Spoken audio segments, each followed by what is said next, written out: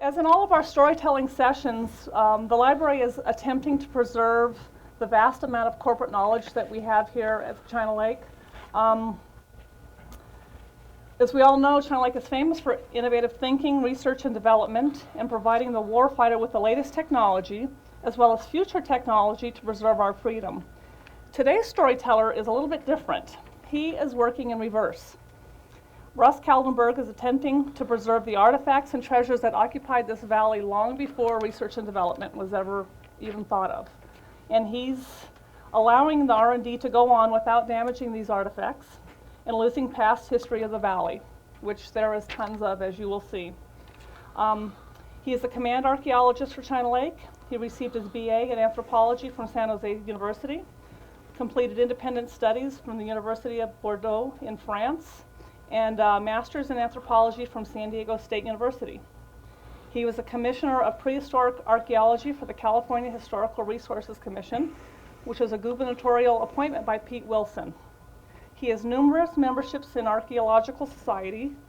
He has earned many awards, including the Mark Harrington Award for Conservation Archaeology for the Society for California Archaeology, several Special Achievement Awards from the Society of California Archaeology, the Governor of California's Award for Leadership in Historic Preservation 2 years in a row, the BLM's Director's Award for Public Participation, American Wind Association's Federal Manager of the Year Award, and a hallmark of achievement was his leadership in creating the Santa Rosa National Scenic Area, which is now the Santa Rosa San Jacinto National Monument in Coachella Valley, California, where he partnership with local governments, tribal governments, and federal agencies. His resume could easily take up about 15 more minutes, but I'd rather hear him here tell his stories, so it's my pleasure to introduce Russ Kaldenberg. Thank you. Boy, think about a few thousand years ago in the Indian Wells Valley when it looked like that. You know, and it wasn't that long ago. The history here in China Lake is extremely deep. If you go back 150,000 years ago, what happened in North America? It was covered with an ice cap. Peopling of Asia and Eastern Europe was happening. People were coming out of Africa. Human beings were evolving. They were moving. They were moving through South Asia. They were moving up into Mongolia, Siberia, but they stopped because of the ice sheets. Over the past 100,000 years, from 150,000 years to 50,000 years ago, the glaciers melted and they reestablished. They melted and they reestablished. There was a whole series of them, about six episodes of them. The most southern polar front was right over the Owens Valley, where the temperatures were between 6 and 18 degrees colder than it is here today. There was a significant, and I'm going to show some photos of it, lake system here, river system, that was just ripe with animals and extensive vegetation that supported herds of animals like the photographs you used to see of Africa, the steppes in Africa, where you have the lions and tigers and the elephants and all kinds of ungulates running everywhere and eating prolifically with the hunters chasing them. That's probably what happened here too. One of the questions that we have in the New World is, when did people first get here and how did they get here? Some of the answers to those questions might be found right here in China Lake. First of all, though, we need to establish how people came to the New World. There's two basic theories.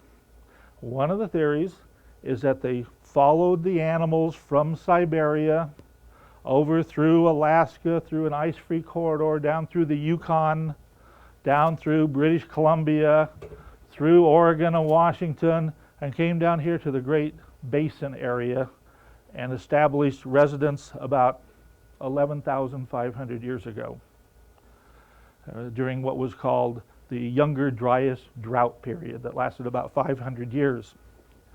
Another popular theory was that they came by boat and followed the coast of the North American continent and landed all along the coast that's now submerged because that water was contained in the ice caps. Those sites are under the ocean, can't be confirmed because they can't be found. One of the oldest sites in California, though, is out on the Channel Islands, because the Channel Islands were never connected during human times to the Pacific Shelf. There's where you find elephant hunters, proboscidean hunters, elephants and mastodon hunters. Here in China Lake, we've got evidence of a lot of that stuff, but the relationship is what we're looking for. Over the past few years, we've had a team from Far Western, which is a consulting group, and we've had a team from Sacramento State University looking at fossils. Things like this that we find all over Lake China Basin. This is an elephant right here, very, very dense. I'll pass this around. This is a vertebra of a bison, extinct bison. And what we find is artifacts, not arrowheads, but projectiles, chips, scrapers, and so forth, very close to these things. But we have found none embedded in them. And one of the questions that we're looking for, or one of the answers and questions, we don't even know how to phrase the question quite frankly, is what is the relationship between these deflated soils and deflated sites and the artifacts? Is there a relationship, or did these animals simply die off a few thousand years before humans came to China Lake? We haven't answered that, and I'm going to go and show you some slides here in a moment. I'll pass these around so you can touch them. And what I always tell everybody, you know, I can pick this stuff up because that's my job. You guys can't pick this stuff up unless you're with me, but you can sure tell me where it is. And I'm sure thankful for that, because then we can go out and help maintain it as it is today, because 100 years from now we probably have a lot better answers than we have today. But anyway, that would sort of set the stage. This is what North America looked like, you know, up to 11,500 years ago. And we'll take the next slide. What we had was called the Bering Land Bridge. All this area where you see the dashed lines was an ice sheet. Somehow, in order to come to the New World, people had to get through that ice sheet. Had to get through horrible, horrible temperatures, following the woolly mammoth and the mastodons, perhaps reindeer, over to Alaska. And maybe, as I talked about, that ice-free corridor, or they had to skirt around it and come down through British Columbia. One of the unusual things about Alaska and Siberia is that there are no old archaeological sites found there. 2 years ago, a site was found here at Kamchatka Peninsula, right about here, that dates at 12,500 years. That's the oldest site that's been found anywhere out here, and it's because it was all under ice. But what we're trying to find is, since the first sites we know about here are Clovis, and we'll show you some points, Clovis-era sites, where the point was hafted on a spear, there's nothing that looks like Clovis in the Old World. So Clovis was an invention here in the New World. Clovis were the elephant hunters. Next slide. And this just shows you where the glaciers, the big mass of glaciation was setting between 10 and 14,000 years ago. And you know, this is cold, and so North America is a lot colder than it is today too, because that massive amount of ice was sitting there. Let's have the next one. Okay, we are in the Great Basin. We're in the very southern part of the Great Basin, defined by the different types of mountains we have and the internal drainages. There's no outlet to the sea. And I hope you can see this because this is important. We have Owens Lake on the left, on the west, Little Lake, China Lake, Searles, Panamint, and the far right would be Lake Manly. These were all connected. The drainage from Owens Lake came down into Little Lake, and you can see the channel as you drive 395 and filled up Lake China.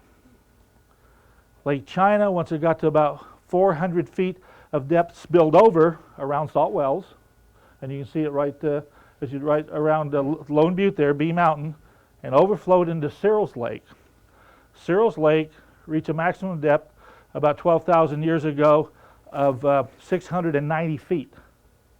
Really a deep lake. Is that above its present level? Above its present floor, yeah, 690 feet of water.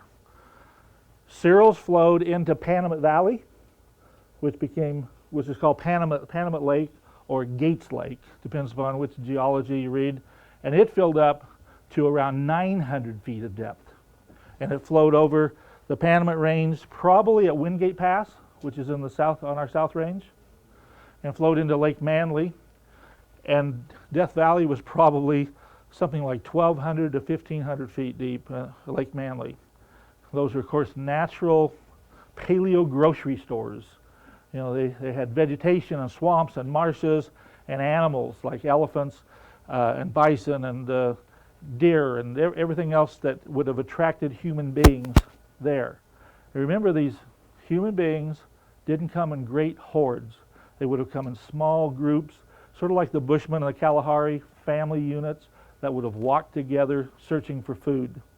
And one of the propositions is that within 1,000 years of whenever they came to this country, they were already down to the tip of South America.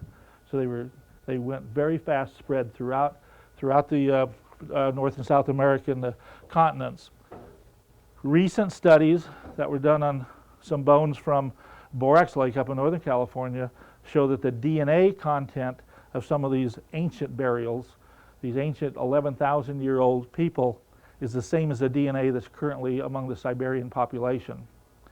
So those folks obviously are some related to the people that are still today in some of the southern areas in Siberia, which is very different than the DNA of the Alaskan Eskimo population and the Aleut population, totally different people.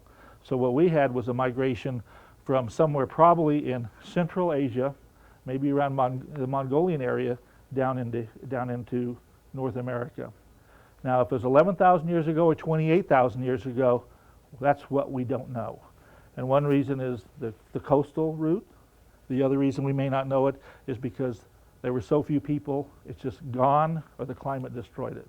You know, we haven't found that perfect site that's got the Clovis Point and the elephant at Lake China. Next, please. Studies done by Dr. Emma Lou Davis in 1968 through 1972 on China Lake were as a result of amateurs or volunteers here in the Indian Wells Valley that found old-looking artifacts and notified her of her finds when she was at the Los Angeles County Museum. She came out and looked and found mammoth bone, bison bone, and mastodon bone all over the dry lake basin, with artifacts all over also dispersed. She spent 8 years trying to prove the relationship between the early hunters and the fossils that were lying on the surface. In her own mind, she'd proved it. She wrote a lot of professional articles, and I've given some of the professional articles to Barbara here to copy. If you folks want copies of them, I think Barbara's going to scan them. They're fascinating how she related them by strings and stakes, by distances from there, by the fact that they were on the same level of soil. 25 years later, Sacramento State has come out. They found the same bones. They found the same artifacts because she didn't pick them up. She left them there so they can study them, and they've got exactly the same conclusion. We think they're related, but we're not sure. We hope they are, but they're significant enough to write up and to leave alone and to not move them. You have a question?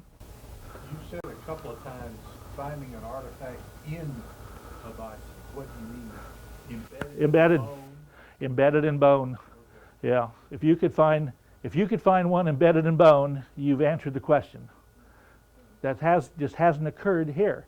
That's occurred in Folsom, New Mexico, where the Folsom Point was found embedded in the rib of a bison, and it was dated, so we know when that event occurred. That event occurred 11,200 years ago. But we don't know exactly when these events occurred because we're using geological dating for this. We don't have anything that we can radiocarbon date because of the replacement and all these bones of different uraniums and so forth that replaced it. So it messes up the radiocarbon date. So we can't get a really good date. But we know it's important. So what we're doing now, I had 2 grants in the last 2 years when I was with the Bureau of Land Management to look at Searles Lake. So we're going, just last July I got 2 dates from the overflow area with stacked stone. It looks like a little flattened stone cairn, and it's got some choppers, which are really rudimentary tools associated with it, or I think loosely associated with it, and there's anodonna freshwater shell clam there. Now it looks like to me that perhaps there was a little campsite and they were cooking anodonna and had a nice little clam bake. Well, I was hoping that I'd get 11,600 or 11,800 years, because that's about when we think that overflow occurred last. Well, I got 12,200 years, plus or minus 200, on two different dates, which pushes it back a little bit in time and has gotten a couple of the universities extremely interested in what's happening at the overflow. Why is anodonna shell there? Why is anodonna shell 500 years older than we thought it ought to be there? So I think that we're going to have, I know that we're going to have more interest in what's going on here, because we've never really looked at that. But where we've looked at is here in Searles, and I've got some slides later, but Searles Lake, along the shoreline, the 2,080 foot shoreline, there are anomalous stacked stone complexes. Have any of you ever been up to the Arctic and seen what the Indians do up there? They make inukshuks, stacks of rock that are directional, or they say meat stored here, or they say we went by here yesterday. You know, you'd have to be able to read them. Well, we have those, Searles Lake. We have some of these in Lake China. We have some of these on our North Range. Well, along Searles Lake on the last shoreline, there's lots of them. The thought there is, instead of these people walking all the way around the lakes, what they're doing is they're building rafts, and they're rafting across. And they're rafting across the lakes and landing in certain areas, and then these stacked stones might say, chert this way, because they didn't use obsidian, which should surprise you, because you know one of the greatest obsidian sources is on this base is at Sugarloaf, that traded after 8,000 years ago from the tip of Baja to the Channel Islands to almost to Yellowstone. But all the early people and all the early sites are associated with chert, chalcedonies, and jaspers, and it's probably because that's a tougher rock to stab an elephant with or to stab a bison with. But obsidian's great for arrowheads and at-attles and throwing sticks in it. You can make a smaller, sharper artifact. Let's go to the next slide. This is where, it's called Basalt Ridge, where the folks are working. They just turned in a preliminary report to me. As I said, they say that they think everything's associated. They think it's all human activity that's occurred there, but they want to call the report preliminary because they don't want to stick their neck out and let somebody whack at it. What they want to say is, you know, help us if you can. And we've helped them with a great deal of funding over the past few years before I got here. I've been here a year and a half. Anyway, most of you are much more familiar with the geography of the base than me, but this is sort of the western portion of China Lake, not too far from the Kennedy Stands in Inyo County. And these three groups all worked in the same area, looking at the same type of relationship. And the artifacts you see, you will recognize very quickly when I show them to you here. Okay, next one. Oh, these aren't the artifacts, but this is a type of sort of faunal regime that you would find out here. Camels. There is a camel petroglyph, not on this base, but in the Rodman Mountains, south of Barstow, and that was dated by a special dating technique to about 13,000 years ago. And remember, those are the alpha factors, about 2,000 years on dating. One of the unusual things that people always point to when they go to Little Petroglyph Canyon is, if our base has been occupied so long because of the lakes, how come there aren't petroglyphs of these extinct fauna? I don't know. I wish there was. I mean, I've seen some things that I think look pretty much like an elephant, but then when you really look hard, you have a lot of questions. Maybe they weren't making petroglyphs here then. They certainly were making phenomenal rock art in Europe at 25,000 years ago at Lascaux and Altamira and some of these phenomenal rock art caves there. But maybe they're making pictographs and they're gone. Maybe petroglyphs came in a little bit later. Maybe they came in with different people. You know, you can, in archaeology, you can, because it's a guessing game, you can speculate about a lot of things, and then you try to see if you can provide the information to allow other people to agree with you or not. But anyway, this is your faunal assemblies. I think the next one's got some too. It's a little bit washed out. The short-faced bear is the guy that I really like down there on the left. And remember, mammoths and mastodons were both here. They're not related. You know, mammoth and elephant. They're all proboscideans because they all have trunks, but mastodon became extinct about 7,000 years ago, and it left nothing, nobody, no descendants. There are no descendants in the world of the mastodon, but the mammoths and elephants are like cousins. There were horses here too. Horses, of course, evolved in North America. Elephants did not evolve in North America. They came to North America from Africa, and they became woolly over here.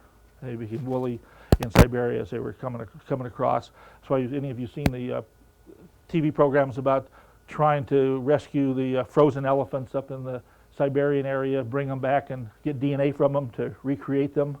I went to a conference last year in Whitehorse, Yukon, where the guy that wanted to do this was there. And he's got really a lot of mixed reaction, because you're going to bring something into the world that it hasn't seen for 11 or 12,000 years. But he's convinced people that he wants to have a Pleistocene park somewhere up in the North Pole. But if they came here, they'd die because it's too hot, too dry, nothing for them to eat. Those things have to eat a heck of a lot. Now, this was the elephants in most of the Paleo-Indian sites that you find in southwestern United States are the game that the folks hunted. There's a movie out by folks, the Marshalls of Kalahari Desert, showing the Bushmen hunting an elephant. It wasn't a quick kill. It took 3 or 4 days for the poor guy to die with some spears poked in him. And I think that if that happened today, you wouldn't be able to do that. That's a slow death to the thing. But it would feed a family for a long, long time. A very, very heavy critter. So I think it was probably one of the prime creatures that they did hunt, because it had so much meat and so much hide and fur for clothing and so forth.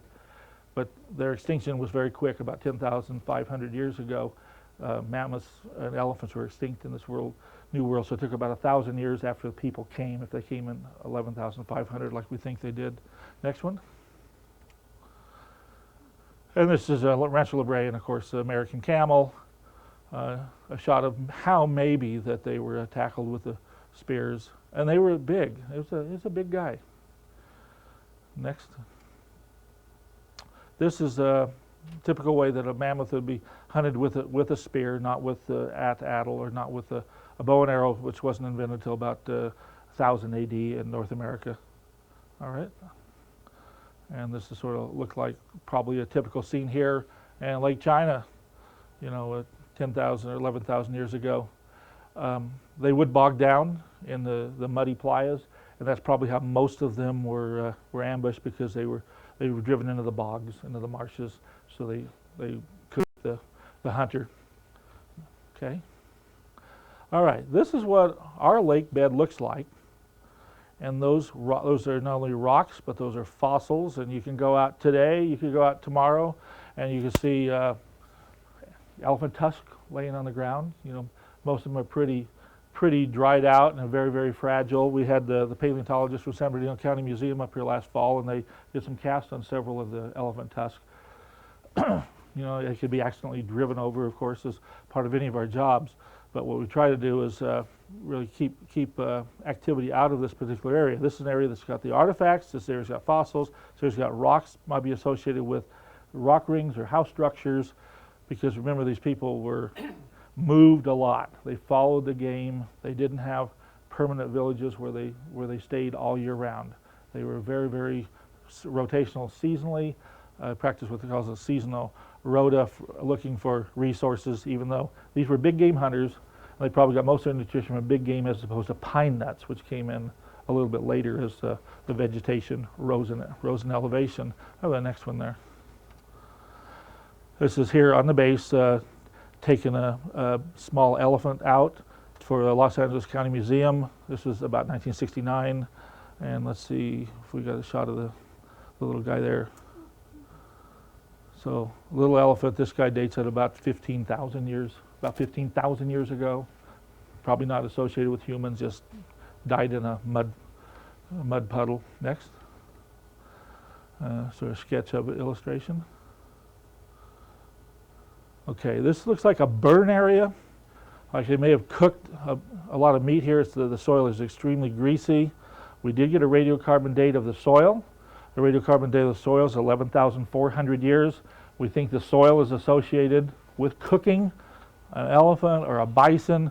There's just all kinds of fragments of bone, so you can't really say what was cooked there except some big animal.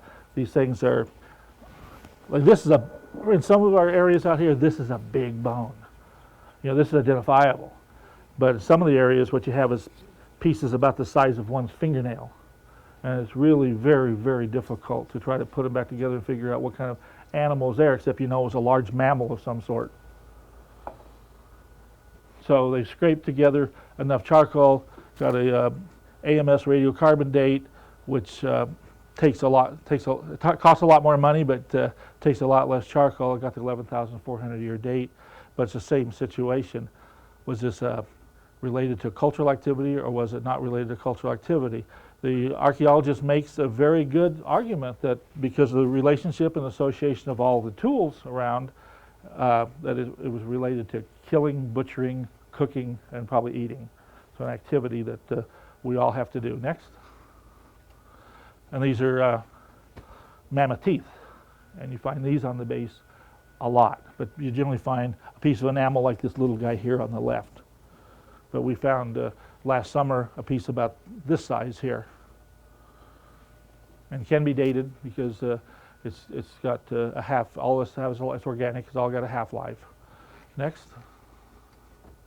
Okay, the other places around California. Oh, okay. Just for scaling, about what size are those teeth? Those teeth are about 2 feet. The big one's about 2 feet long, and about 6 or 7 inches wide. The small one's about 13 or 14 inches. Yeah, big. The teeth are the most prominent thing on those guys because they chewed just massive quantities of vegetation and small trees and so forth. The other places found in California that these things are found like this, of course, is Borax Lake, Tulare Lake. We all know about Rancho La Brea and Los Angeles tar pits, China Lake, and the Calico Hills. The Calico Hills, though, is really old stuff. That's 200,000 or 300,000 years old, and very controversial if that was ever associated with human movement into the New World. I think there's something wrong with the dating there. It's way, way too early because 200,000 or 300,000 years ago, the form of humans in the old world was Homo erectus. It wasn't Homo sapiens, and it wasn't even Neanderthal. So it was the older, more stooped over guy. And we don't have anything like that in the New World that we've ever seen. Next. And this is also scattered places throughout the United States, 20 or 30 locations, not a lot. That's why one of the reasons it's so important to preserve some of this stuff for future studies here in China Lake is because we are one of the rare locations, and we're a protected location. And that's one of the things that's so important about us here is we're protected, we've got a fence, we've got a few employees, and we don't let the public on so they can rummage and put this stuff in their little tote bag and take home. Okay? This is a Clovis point. This is what they would use to spear the elephants. That's hafted on a shaft, a lot of power, a lot of force. Take a lot of jabs though. An elephant's skin is really, really thick. That's why I'm assuming if you use the analogy of an African elephant today and how long it took Marshall's Bushmen to kill the thing, even though they had poison on the tip of the projectile, it would still take a while for the guy to die unless they ran it in a bog and killed it and butchered it in the bog. Next. And this is what the artifacts look like. And this is the Folsom flute is what it's called.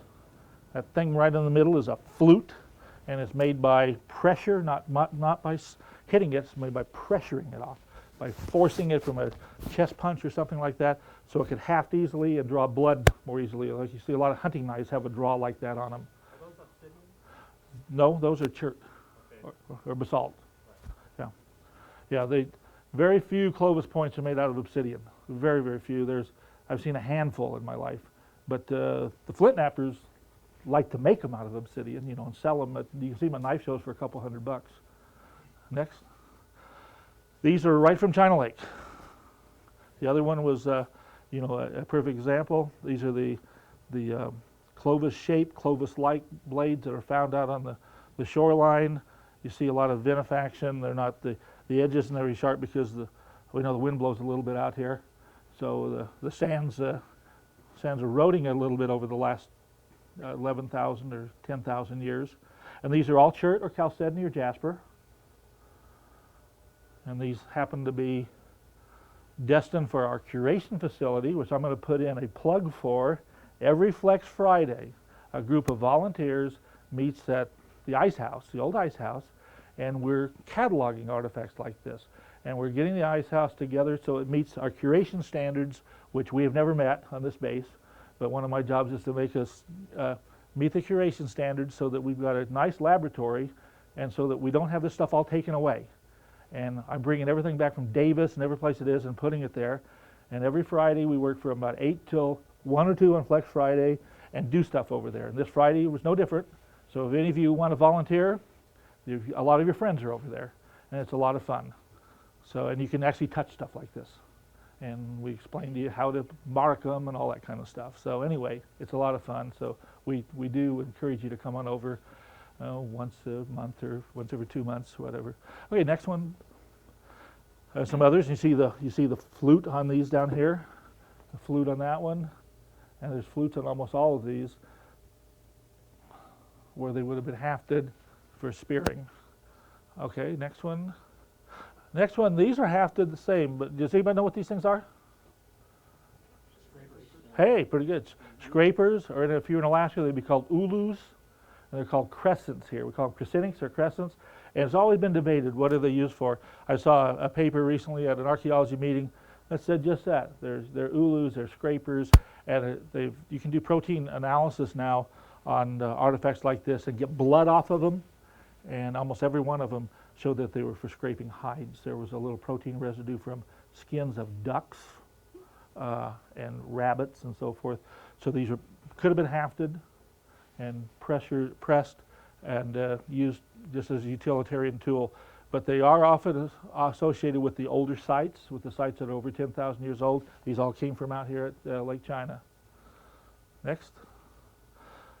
Okay, after you had the Clovis point and the spear, you had an innovation take place called the at-adler, the dart. And it's a throwing stick is what it is. Instead of the jabbing that you have with the Clovis point or a spear, you added power, a power of like an extra elbow. And it's an oversized, dart's an oversized arrow, it's a propelling stick. And it started occurring here around 7,000 years before present. And it'll just give you a 40% increase in dart speed over hand throwing, supplemented by the bow and arrow about 1,500 years ago. But let's take a look at what it looks like. And I'm sure all of you have seen it. At-adler is a Nahua word from Valley, Mexico. It's just, in Europe it's called a throwing stick.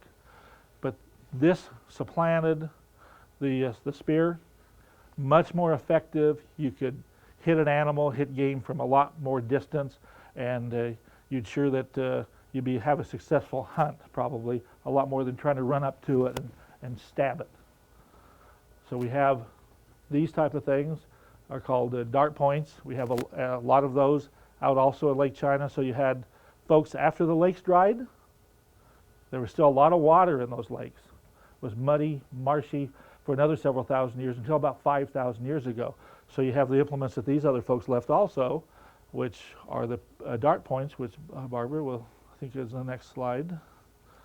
These, also called pinto points, because they were originally identified in the Pinto Basin in Joshua Tree, was now Joshua Tree National Park, by early pioneers called the Campbells.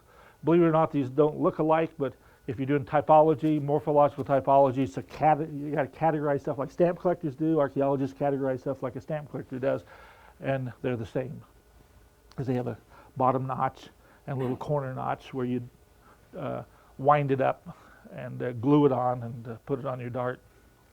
All right, next. All right, I have three more slides, and then I'll be almost on time. Okay, at the time the lakes were filled, and the elevation I like to use for 10,500 years is the 2,080 contour. That's what we have at the overflow between Lake China to Searles, is 2,080. This is what you have behind Pioneer Point, also in Trona. At 2,080 feet, you have what's left of a forest. I wish the slides were a little more clear, but the arrows are pointing to casting of limbs of trees and so forth. Let's have the next one, see if maybe that's... Okay, you see it on the right here, right there? These are castings of juniper trees, a casting of pinyon trees, which today are about 3,000 feet higher in elevation. Argus Peak is full of this type of vegetation, but it's about 5,000 foot contour. or 5,500 feet. It's not down here at 2,080. This is an incredible resource on BLM land right up against our border, and it goes into the China Lake border. I had the paleontology laboratory from Berkeley come out, and they said there's nothing like this in the West that they've ever seen. And why it's preserved and people haven't ridden their motorcycles on and destroyed it is probably because no one knows about it. It's very, very very secretive by BLM accidentally. It just didn't get in BLM's plans, and they didn't do an evaluation on it because they didn't really know about it. But a rockhound showed this thing to me, and the folks from Berkeley wrote a report suggesting that people just don't go up here because you step on it and it's replacement calcium carbonate, and it will break. But what it does is show you that the forest that was around these lakes was pretty dense and very, very diverse. As the forest that you'd see today at just higher elevation. And I think there's one more slide. Yeah, this will show you also. This even shows you the limb structure and the brachiation here, the branching.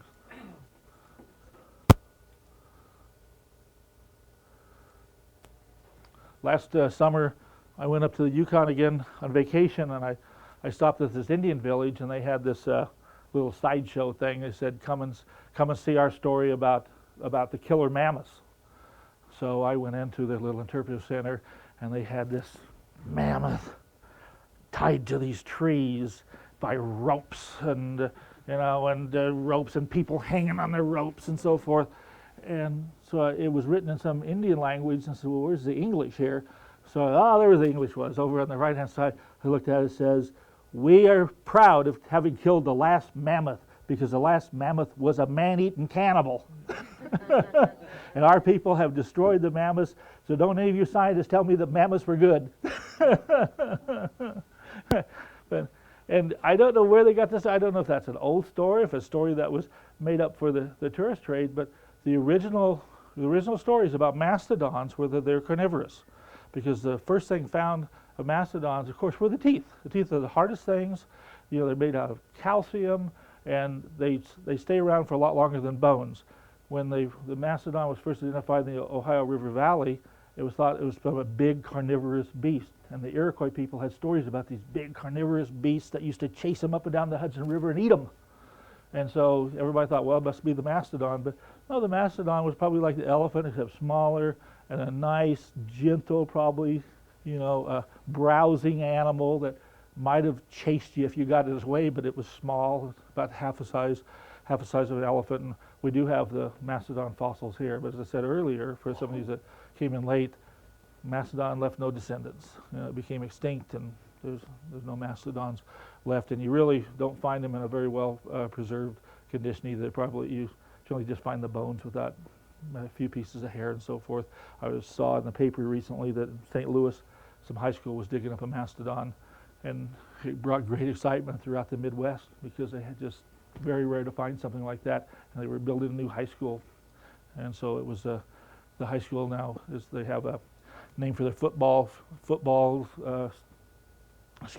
team and baseball team and so forth is the Mastodons. That worked out okay. Okay, it's time for questions. Or yes. Is this farm beside water, right at the edge? It's right at the edge. It's right on a shoreline. The 2,080-foot shoreline.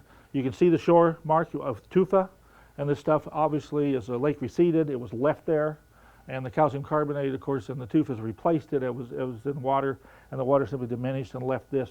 And because it's in a cove, it didn't go out in the middle of Cyril's Lake and decompose. But it's in a nice little cove. And I was looking for archaeology all over the place there. There's got to be artifacts. I'll be famous someday, but couldn't find any. Just nice sandy beach, though. If you were there, this is probably 12,000 because it's at the maximum high stand of the water. What's the altitude? 2,080 feet above mean sea level. It's nice to have a GPS so you don't have to just take a topo map and figure out, well, where exactly am I here? Yeah, but it's exactly the same level as there in Salt Wells. And, it's a spillway came over and we found the anodina shell. So I think that's an important elevation. It's important in Cyril's Lake. Luz Ramirez, who just got her master's degree in geomorphology out of Wisconsin, has been studying a little lagunita out at Cyril's Lake, a little dry lagoon with archaeology all around it. And it's just puzzling because all this archaeology around this dry lake bed, and the archaeology is only about 4,000 or 5,000 years old. So she dug some trenches, got some radiocarbon dates, and yeah, it looks like the date of the projectiles, so 4,000 or 5,000 years old.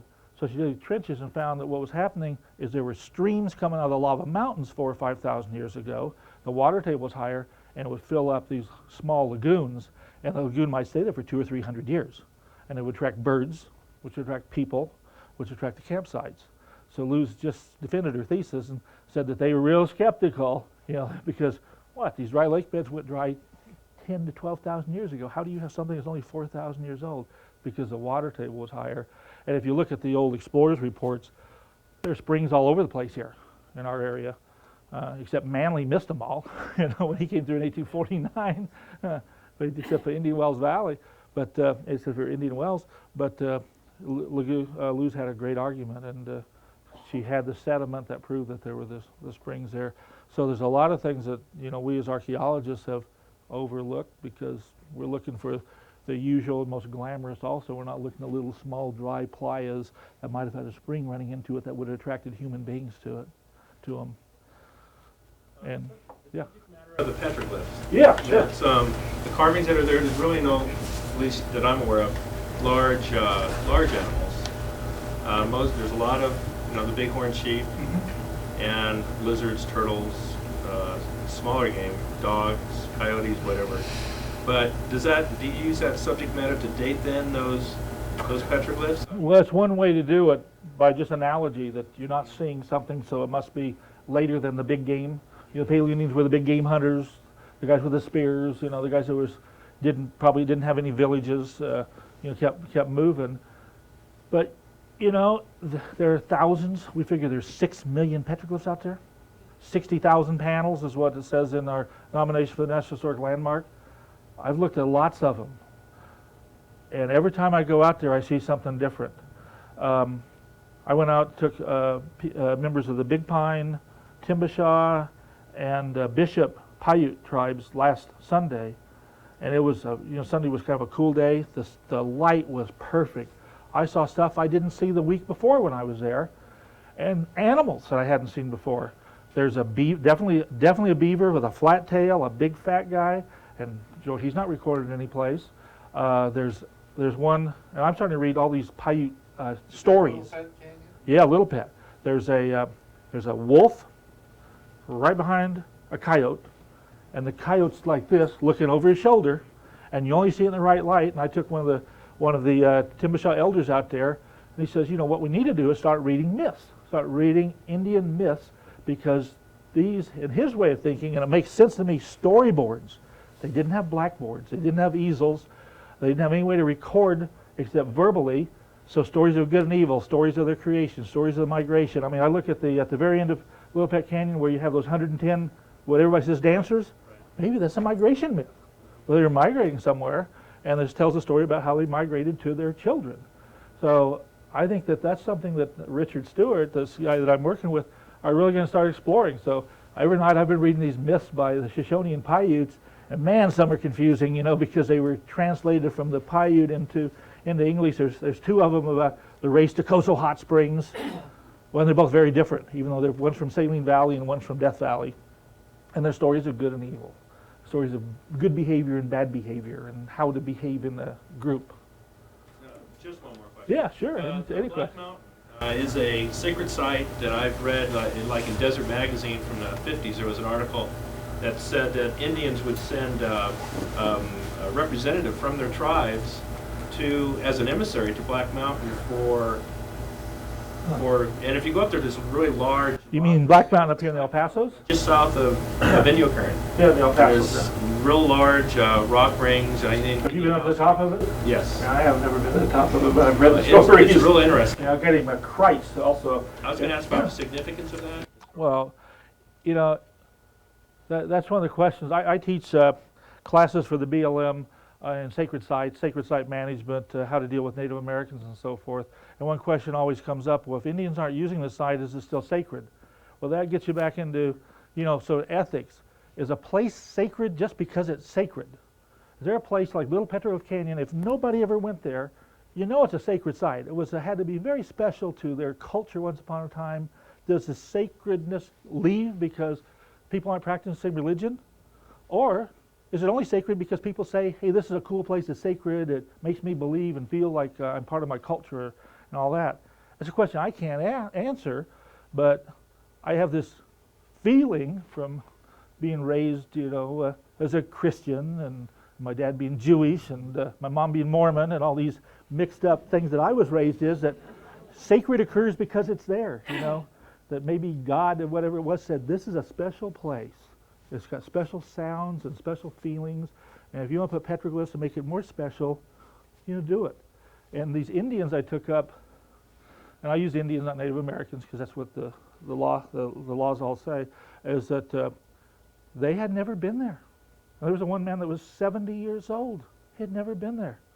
And I said, what do you think any of this stuff means? He goes, I don't know. What do you think? And so I told him some of the stories that archaeologists tell about the bighorn sheep, being the rain shaman and transforming and all that kind of stuff.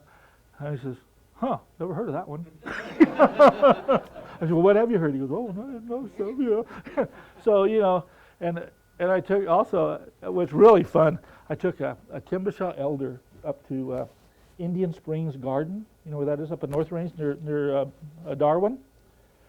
He was 13 years old when the Army came and said, dude, you're moving. We're going to create a military base here. And I said, Army? He says, oh yeah, we were putting in Army trucks. And I said, well, what'd they say? He said, just that, you're moving to Darwin. He said, but this is our homes here, our house is here. And I said, sorry, but this is now military property. So they took him to Darwin. And he had not been back since he was 13 years old. And he's now 78 or 79. And I asked him the question about, what do you think all these petroglyphs mean? He says, I don't know, but he says, they were kind of important because at night we'd hear these little guys peck, peck, peck, peck, pecking, peck, peck, peck, pecking on the rocks. And my mom would get out the bag of flour and she would sprinkle the flour all over the house to protect us from the evil spirits. Well, you look at New Mexico, you look at the Navajos and their Kivas, and they believe in witchcraft and werewolves and all that, and to protect their hoguns, they sprinkle corn dust and corn powder all around it to protect them from the bad things that go on. So there's a lot of analogies between folks there and folks here. They intermarry today, they certainly probably intermarried then, and the petroglyphs on our base are so diverse, they probably represent a lot of ethnicity over the last 10,000 years. Lots of people coming for the obsidian. I mean, that sugarloaf obsidian, we haven't had a program to take Indians places for a long time on this base, so I've been doing that to try to get the Indians to like us a little better. And they really like seeing places that they haven't seen for 3 generations, since 1943 or 1944. And they're very respectful of it. They say little prayers or burn a little sage or something like that. But they said, they'll all start telling stories about my grandfather. He used to tell me this, and my grandfather used to tell me that. And I remember a story I had read about the Hansen family in early 1900s, 1910 or something like that. One of the Hansens, he was going down Little Lake area, all the lava beds there, and some anthropologist by the name of Julian Stewart asked him if he knew what the petroglyphs meant, because people always ask questions. No, they weren't made by us. No, they were made by somebody before us. He goes, but at night, these little guys come, and these little evil guys, and they peck them into the rocks, and then they leave, and they leave the scars on the rocks. So, I mean, we've been asking that question for at least 100 years, and we get all kinds of answers that we either don't want to believe, or we don't pursue anymore because we may be stepping on somebody's toes. Next, on November 5th, we're having a training session for Native Americans. So they can be trained as petroglyph escorts, so they can take their own people up without having, non-Indians having to take them up there. And I think that's a real step in the right direction, because it might get them a little more involved. Of the 20 people that were with me on Sunday, not a single one had ever been to Coastal Hot Springs. And we have an MOU allowing Indians to go to Coastal Hot Springs and use it like they like they used to use it, but it's the younger generation is not using it now. But these, I think that if we got a little more interest in that too, it would help them with their culture and with their continuity, because they're teaching languages. They're teaching their own language now up in Owens Valley, and there's only a couple speakers. Annie Shoshone's 96 years old. She lives in Pahrump, and she's blind, but she's one of the few Shoshone speakers still. And the White Blanket people in Lake Isabella have a little grant because they have one adult that speaks it now.